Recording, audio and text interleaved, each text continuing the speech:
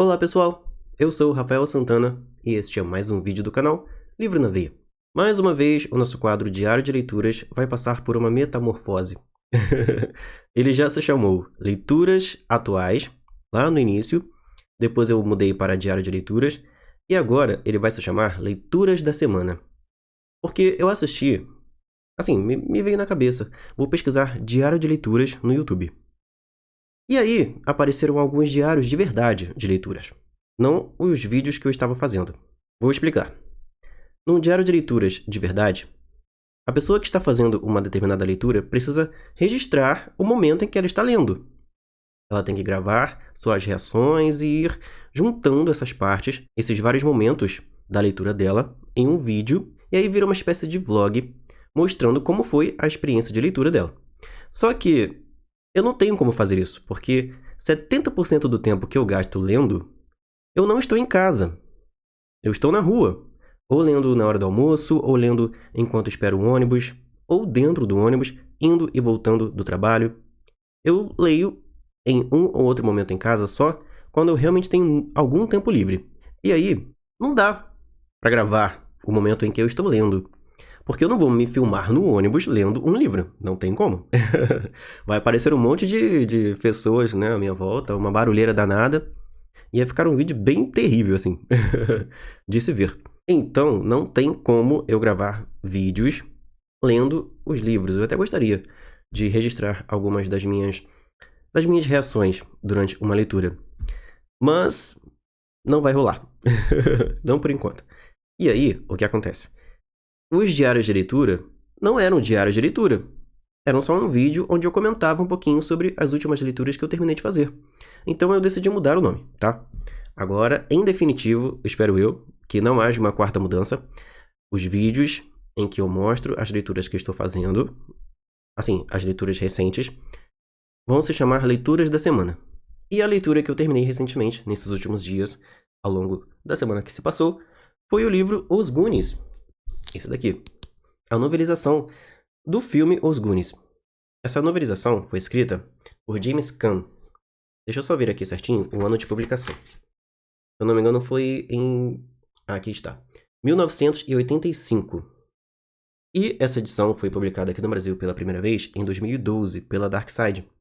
Tem tanto essa edição, que é uma edição comemorativa dos 30 anos do filme Os Goonies. É em capa dura, tem fitilho. Muito bonita, tá? A minha, infelizmente, veio com essa varia aqui, tá? Mas faz de conta que nada aconteceu.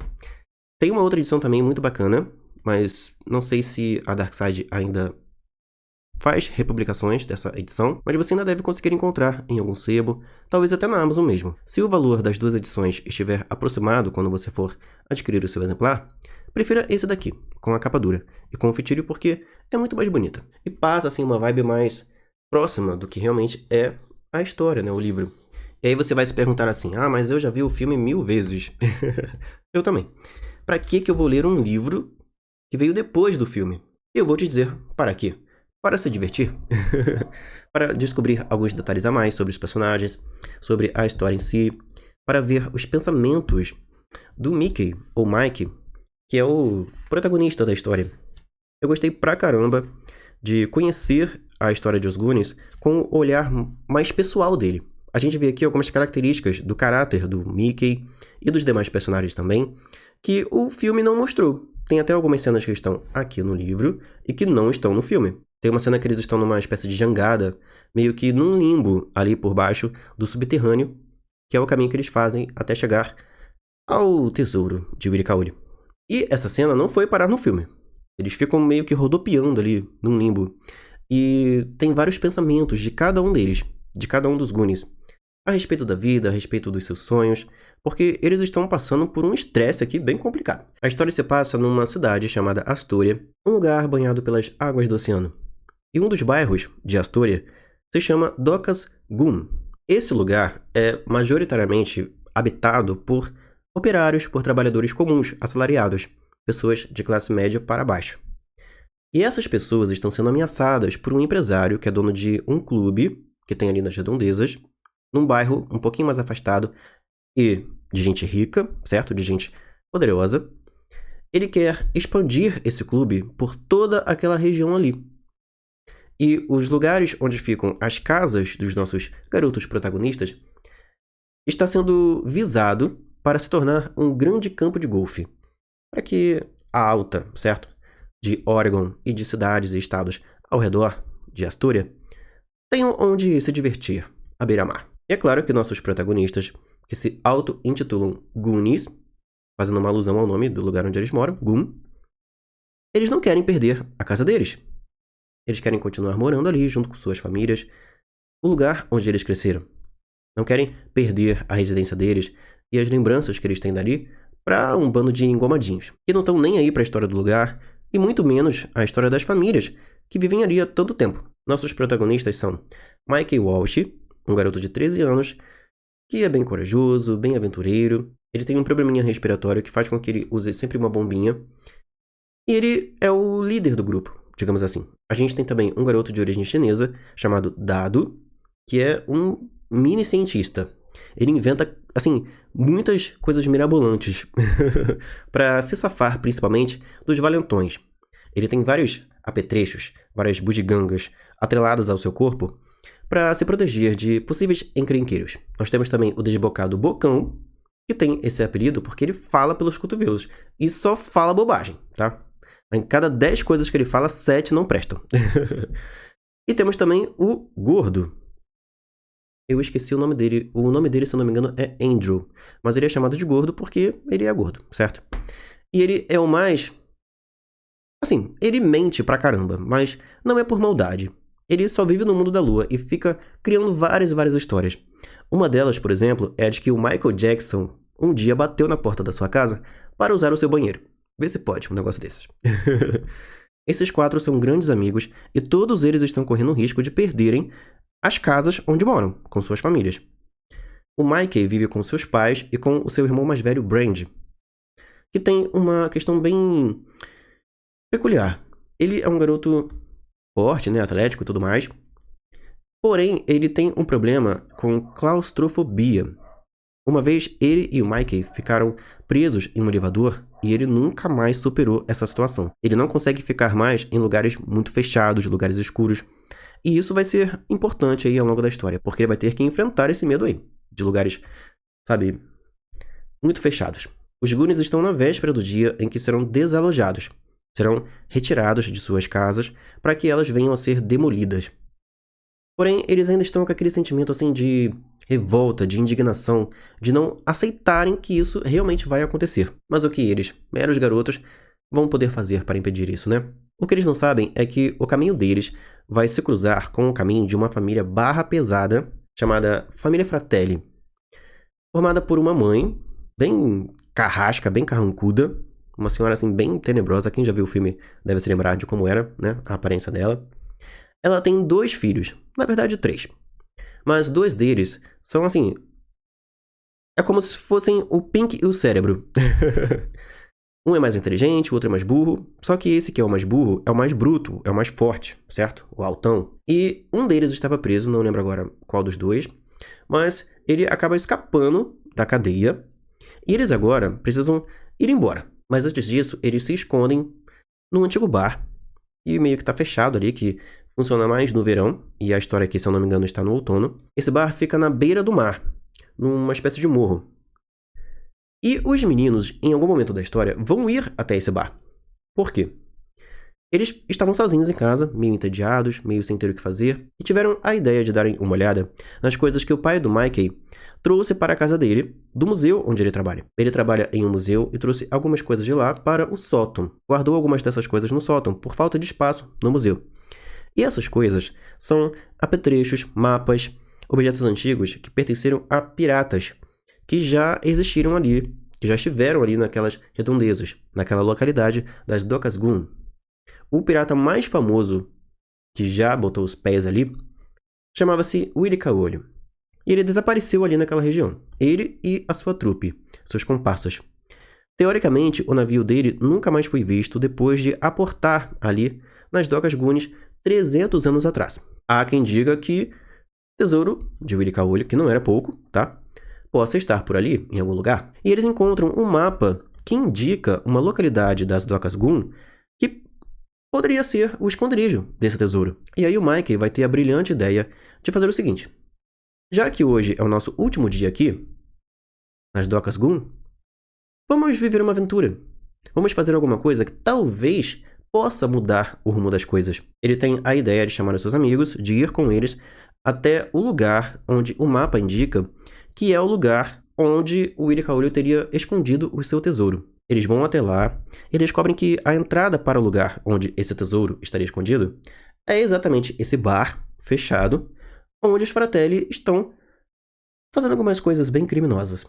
Claro que, a princípio, eles não faziam a menor ideia de que os Fratelli eram criminosos, mas quando eles descobrem um cadáver dentro de um freezer, quando eles veem uma máquina de imprimir dinheiro falso, e quando o Mikey, primeiro o Mikey, depois o Gordo também se depara com ele, mas primeiro o Mikey se depara com um homem tenebroso, acorrentado, bem ali embaixo, no subsolo ali do bar, aí eles se dão conta de que os Fratelli não são flor que se cheire.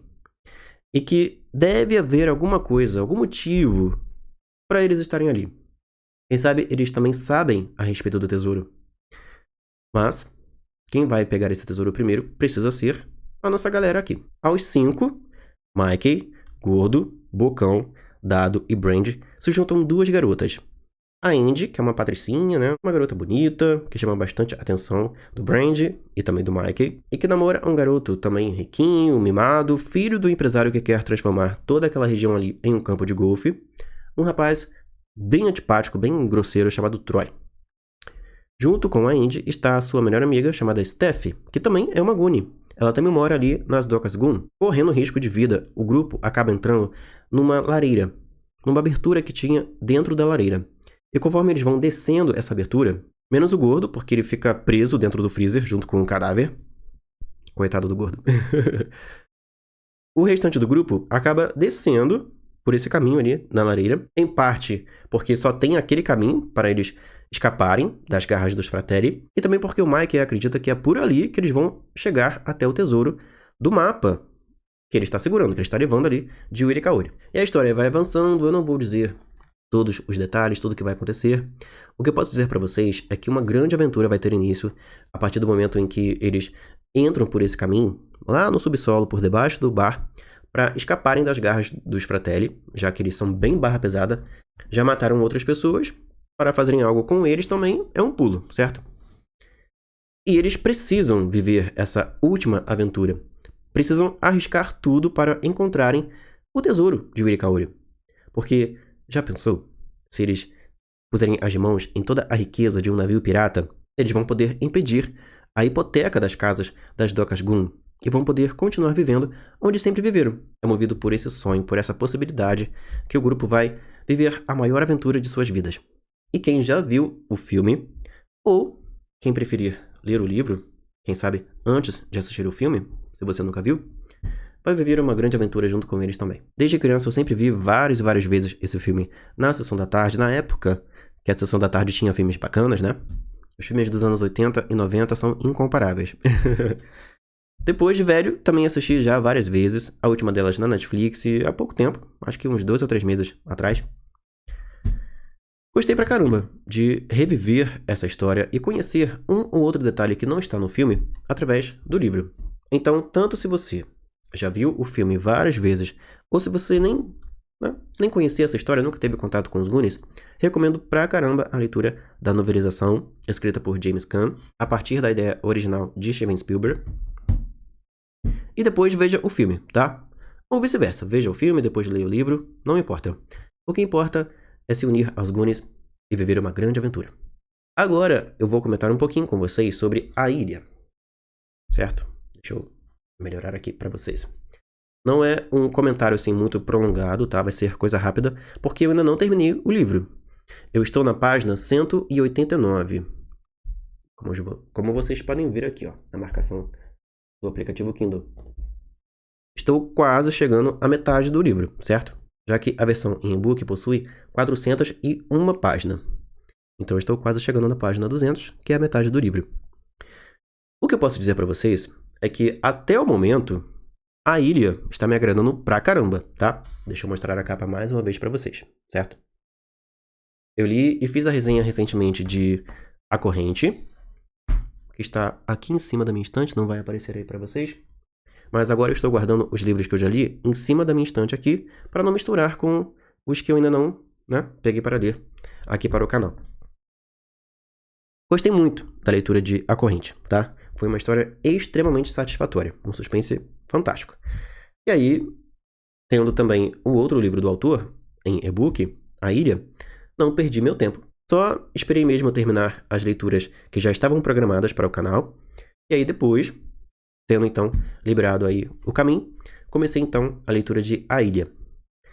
Gente, até o momento, tá? Quase metade do livro, a história está muito boa, está me prendendo. O início do livro foi um pouquinho mais lento que o início de A Corrente. A Corrente já no primeiro capítulo já começa ali, aceleradaço.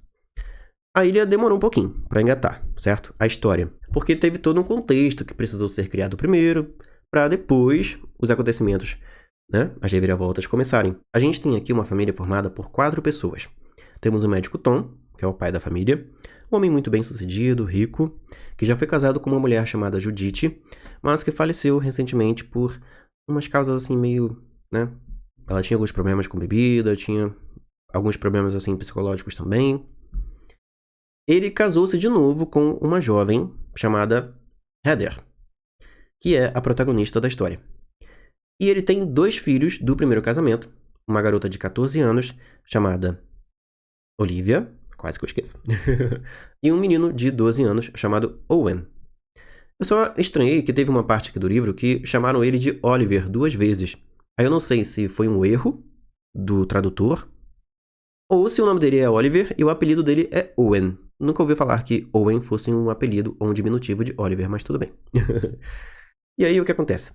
Essa família, por ideia das crianças, tá? Até para eles superarem toda a perda e todo o sentimento ainda de luto que eles têm, mesmo já tendo se passado já um tempo, acho que mais de um ano, ainda tem o fantasma da perda da mãe dessa família, certo? Pairando ali as crianças. E aí, para esparecerem, para viverem uma experiência diferente, tirarem mesmo os problemas da cabeça, eles tiveram a ideia, os filhos do Tom, tiveram a ideia de todos eles irem para a Austrália. E aí, aproveitando que haveria um congresso de médicos, o Tom é especialista em reparos no joelho, em cirurgias no joelho. Não sei exatamente qual é o nome específico, para quem é médico desse tipo de procedimento. Mas ele é especialista em problemas no joelho, certo? Cirurgias e tudo mais. Eles então vão para a Austrália. O Tom motivado também pela palestra que ele faria, pela apresentação que ele faria nesse congresso de médicos lá. E as crianças e a Heather motivados principalmente pela viagem, pela experiência de irem para um país diferente, o outro lado do mundo, já que eles são dos Estados Unidos. Estava tudo indo muito bem. Eles passaram por vários lugares, passaram por Sydney, passaram por um lugar chamado Uluru, se eu não me engano. E uma das cenas aqui, que foi a primeira cena que me trouxe um pouco de apreensão, é uma cena em que a Heather está dirigindo à noite, já é meia-noite, e eles estão numa estrada que é cercada pelo deserto, sozinhos, praticamente assim, sozinhos nessa estrada. E ela está perdida, ela não sabe qual é o caminho que ela pega para ir para o aeroporto. E aparecem alguns aborígenes, que são o povo originário ali da Austrália. E um desses aborígenes dá uma faquinha, uma espécie de canivete, para a Heather. Ele a ajuda, certo? A pegar a direção correta. E lhe dá esse presente. Depois que ela lhe dá um par de brincos que ela estava usando. Meio que como agradecimento. A esposa desse homem ficou encantada por esses brincos. E aí a Heather deu então para ela. E, em troca, ele deu esse canivete para a Heather. Não sabia ela que esse canivete seria muito importante. Um pouco mais à frente, eles vivem outras situações, certo? Como turistas, ali na Austrália. Até um momento da história em que eles acabam conhecendo 2 homens, um homem chamado Matt e um chamado Jacob, que possuem uma balsa, pilotada por um outro homem chamado Ivan. E eles dizem que vivem com o restante da família, uma família bem grande, chamada família O'Neill, numa ilha isolada ali, que meio que só essa família habita ali, só essa família vive ali. Mas, volta e meia, eles pegam alguns turistas e levam para essa ilha, porque, teoricamente, lá tem uma fazenda onde vive a família O'Neill, tem uma vista muito bonita da Bahia, do sol e tudo mais, e também teriam koalas por lá, que era o bicho que as crianças queriam muito ver. E aí o que acontece? Eles vão. A Heather, o Tom, a Olivia e o Owen pegam essa barca com esses dois rapazes para irem até essa ilha, certo? Conhecerem os koalas. E esses dois rapazes cobram $700 para isso, tá? Para esse passeio. E, assim, os 4 só vão com eles porque as crianças, a Olivia e o Owen, insistem que querem ver bichos diferentes. Porque até agora eles não viram cangurus, não viram koalas, não viram nada de exótico ali na Austrália para mostrarem para os amiguinhos, certo? As coisas fora do comum que eles estão encontrando nessa viagem. Junto com os 4, essa família principal da história, também vai um casal formado por um homem chamado Hans e uma mulher chamada Petra. Eles já têm uma certa idade ali, já tá quase ali na casa dos 60, e acompanham eles. Cada família vai em seus respectivos carros. E aí, meu povo, o que acontece? Quando eles chegam nessa ilha, eles dão um passeio, certo? A nossa família principal aqui da trama, que são esses 4 aqui, ó, que estão correndo, né, fugindo no meio do mato. Eles andam um pouco pela propriedade da ilha no carro que o Tom alugou, até que eles chegam numa certa área ali da ilha em que um homem armado manda que eles voltem. Ó, vão embora, vão embora. E assustados pelo fato do homem estar armado, eles dão meia volta rápido e aceleram, certo? Nisso que eles dão meia volta e aceleram com o carro, o Tom acaba atropelando uma jovem que estava andando de bicicleta, uma jovem surda. Ou seja, ela não ouviu o barulho do carro e também não ouviu o grito dele, do Tom, para que ela saísse da frente. Mesmo ele freando abruptamente, não ia ter como ele não acertá-la se ela também não acelerasse com a bicicleta. Coisa que ela não fez. E aí, pelo fato de ele ter passado por cima da garota, ela não resiste a esse atropelamento. E no susto, no desespero, eles não sabem o que fazer. Até que a Heather dá uma ideia. Vamos esconder o corpo aqui no mato, certo? Vamos fazer de conta que nada aconteceu. Afinal de contas, ninguém viu, certo? Vamos voltar para o continente, vamos embora dessa ilha, e lá a gente avisa a polícia, informa tudo o que aconteceu, diz que foi um acidente, e a gente vê depois o que a gente faz, certo? Só que no desespero, no susto, o carro acabou caindo numa vala, acionou o airbag. As crianças bateram a cabeça no vidro, ficaram meio desnorteadas. O Owen, o garotinho aqui da história, é muito tapado, sabe? Mais pra frente ele vai ter aqui, ele vai ser um estorvo pra todo mundo aqui, né? Era um garoto fechado, chato, que só reclamava, e depois que algumas coisas acontecem aqui, até agora não serviu para nada, tá? Na metade do livro, só serviu para atrapalhar o grupo aqui. E aí, vamos lá. Eles tentam, né, seguir essa ideia da Heather. Vamos deixar o corpo aqui, num lugar seguro, vamos até o continente, vamos avisar a polícia. Eles iam fazer isso, certo? Porque são boas pessoas. Mas quando eles estavam indo embora, já na balsa, tá? Quase chegando ao continente, o Ivan, que é o piloto, né? A pessoa que estava conduzindo a balsa, recebe uma ligação. Uma ligação que diz para ele voltar imediatamente. Ele pega uma arma e diz que vai levá-los de volta para a ilha. Esse Ivan, o Matt, o Jacob, os 3, né, que conduzem a balsa, que levam turistas até a ilha, e mais uma penca de gente, porque a família O'Neill é muito grande, e é comandada por uma senhora, uma idosa já, bem linha dura, bem, tipo assim, todo mundo dessa família é meio psicopata, tá, gente? Já vou avisando isso aí. Tem uns que são mais do que os outros. Tem uma garota aqui chamada Kate, que é, sabe, Deus me livre de topar com uma garota igual essa. Tem também um outro personagem chamado Danny, que era marido da Ellen, que foi a garota que foi atropelada e morta pelo Tom, que vai fazer umas coisas aqui, assim, na base da raiva, do ódio. Eu não vou contar mais detalhes para não entregar muito a história para vocês, certo? Mas, como vocês podem ver, a coisa não vai ficar muito boa aqui. Porque foi descoberto, certo? Que eles atropelaram e mataram aquela mulher. E quando eles voltam para a ilha, tudo que pode dar errado com uma família numa viagem, certo? De turismo para um outro país, vai dar errado aqui. Estou quase chegando à metade da ilha. Não sei ainda como vai ser o final, se vai ser bom, se não vai. Mas O início do livro, essa primeira metade está maravilhosa. O suspense, o nível de suspense da história é incrível, a tensão. A gente vai lendo assim e não consegue não pensar, meu Deus, o que vai vir à frente com essa família, com esses personagens. Eu, tipo assim, eu tô me segurando pra não correr muito na leitura, né? Porque eu quero desfrutar do livro. Mas quando eu não estou lendo, do nada me vem assim, cara, e agora? O que vai acontecer com eles? Eu não tô lendo, mas eu estou pensando no livro.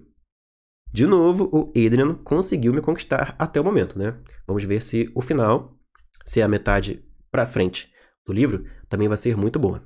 Então é isso. Esse foi o nosso Leituras da Semana, que é como o Diário de Leituras vai se chamar daqui para frente. Então é isso. Eu vou ficando por aqui. Um grande abraço para você que viu esse vídeo até aqui. A gente se vê nos próximos vídeos do Livro na Veia. Tchau.